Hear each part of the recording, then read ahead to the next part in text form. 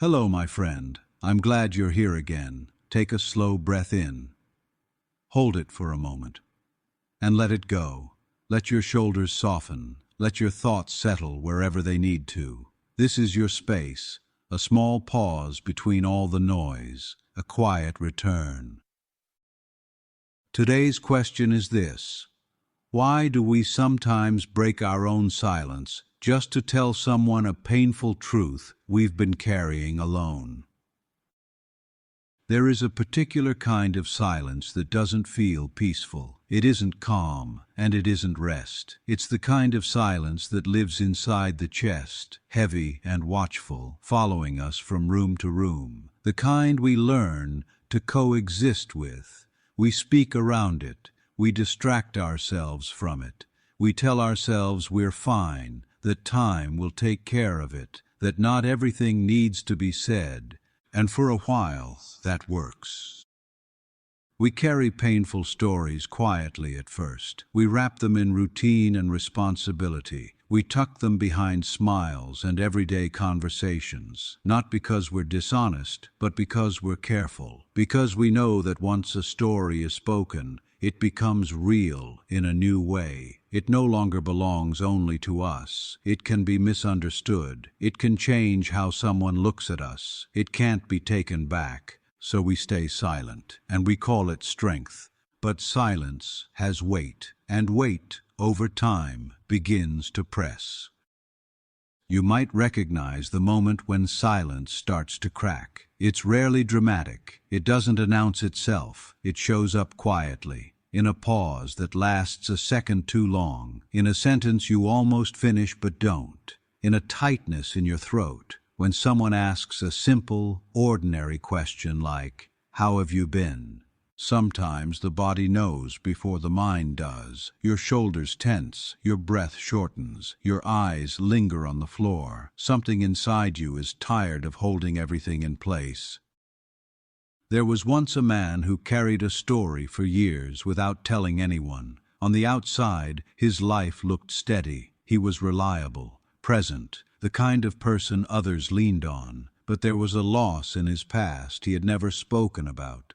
Not because it was secret, but because he didn't know how to say it without falling apart, so he learned to live around it.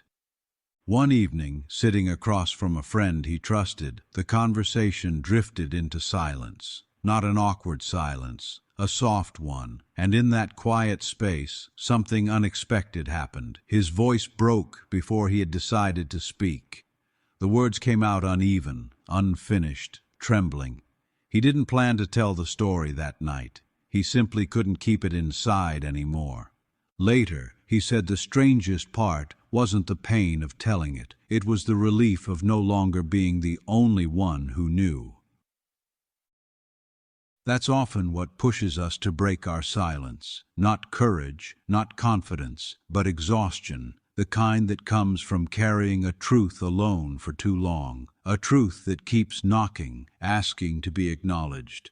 We don't speak because we think it will be easy. We speak because staying silent has become harder.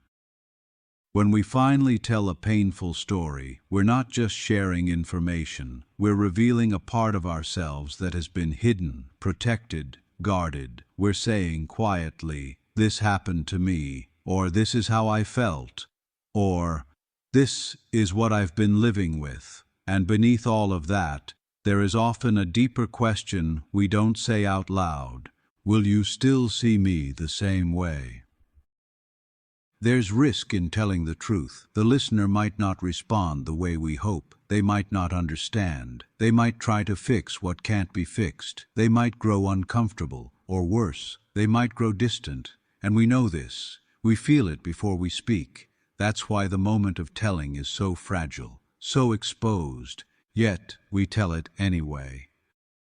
A woman once described the feeling like opening a door she had been leaning against for years. She didn't know what would happen once she stepped away. She only knew she couldn't keep holding it closed. When she finally told her story about a betrayal she had never processed, she expected judgment or pity. What she received instead was silence. But it was a different kind of silence, one that listened, one that stayed. That silence didn't erase her pain, but it changed its shape, it made it lighter. Sometimes we break our silence because we want to be understood, sometimes because we want to stop pretending, sometimes because we're tired of editing ourselves around the people we love, and sometimes we speak because the story itself wants air, wants movement, wants to be acknowledged as something that mattered. Pain doesn't disappear just because we don't name it. It waits. It settles into the background of our lives, influencing how we trust, how we love, how we react. Speaking the story doesn't solve everything, but it brings it into the light, where it can finally breathe. Before you judge yourself for telling a painful truth, pause. Ask yourself what it took to get there. How many nights you stayed quiet, how many times you decided not to say anything, how long you carried the weight alone before deciding it was time to share it with another human being. That decision, even when it trembles, is not weakness. It is a form of self-respect. We don't always tell painful stories to be healed by others. Sometimes we tell them to hear ourselves say the words out loud, to confirm that what we experienced was real, that our feelings were valid, that we are not imagining the weight we've been carrying. And sometimes telling the story isn't about the listener at all. It's about choosing not to abandon ourselves anymore. If you've ever broken your silence and felt vulnerable afterward, unsure if you said too much, unsure if you should have kept it inside, be gentle with yourself. You spoke because something inside you needed care, needed truth, needed connection, and that need is deeply human. Thank you for being here, for giving yourself this moment to reflect. Stay gentle, stay curious, and stay kind. And if this question spoke to you, continue your journey with us on Yarvin's Questions. More stories, more reflections, and more quiet truths are waiting for you. Take care, my friend. Until next time.